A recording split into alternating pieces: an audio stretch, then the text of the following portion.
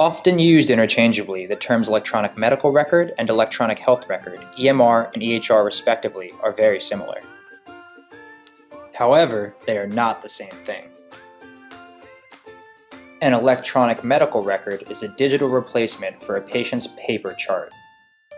An EMR is accessible by a single practice and is primarily used for diagnosis and treatment. This would include a patient's medical history, previous and current medications, diagnoses, allergies, and more.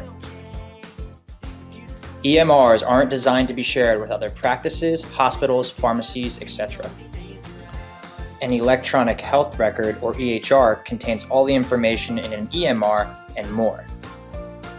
The primary benefit of an EHR is the collaborative nature. They are designed to be shared with other healthcare providers. EHRs also aid in the level of care provided across the care continuum.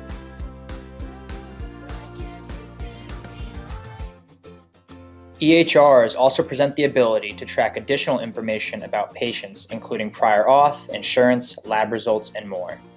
EHRs also played a significant role in the rollout of Meaningful Use, the Medicare/Medicaid program that mandates the use of EHR to improve patient outcomes and subsequently performance-based compensation. Both EMRs and EHRs make healthcare more efficient than their paper predecessor. However, it is safe to consider an EHR the next generation EMR.